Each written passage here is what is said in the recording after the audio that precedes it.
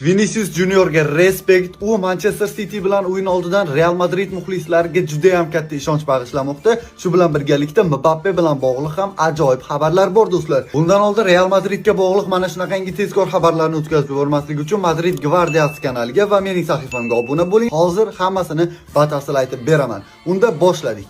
Gap shundaki, Vinicius Junior Manchester City bilan o'yin oldidan matbuot anjumanida qatnashdi va uning bir qancha gaplariga Real Madrid muxlislari juda ham ruhlandi, o'zlariga ishonch ortdi va jamoalarini qo'llab-quvvatlash darajasi yanada yuqorilashdi. Vinicius Junior shunday dedi: "Biz Manchester City bilan o'yin oldidan bir qancha muammolarga ega bo'lib turibmiz. Himoyamizda muammolar bor, hujumda Kylian Mbappe yo'q, lekin biz bu Chempionlar Ligasida qanday o'ynashni bilamiz. Manchester Cityga qarshi o'yinda bizlarga faqat muxlislarning qo'llab-quvvatlovi kerak va men ishonchim komilki, biz ularga qarshi eng yaxshi versiyamizni ko'rsata olamiz. O'zimga keladigan bo'lsak, men hozir pik sport formamdaman va juda ham o'zimni yaxshi his qilyapman. Shunday ekan, City bilan o'yinga tayyorman" deydi. Bu gaplar nimani anglatadi bilasizmi do'stlar? Vinicius Junior Cityga qarshi o'yin oldidan liderlikni qo'lga olyapti, yetakchilikni qo'lga olyapti. Mbappega keladigan bo'lsak, zaxiradan maydonga tushishi mumkin ekan.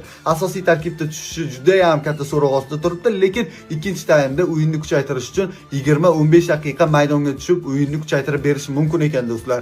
Mana shunaqa yangiliklar va do'stlar 12-mart chorshanba oqshomi bo'lib o'tadigan Real Madrid Manchester City uchrashuvini profilimiz biosida joylashgan Telegram kanalida jonli efirda va o'zbekcha sharhda kuzatishingiz mumkin.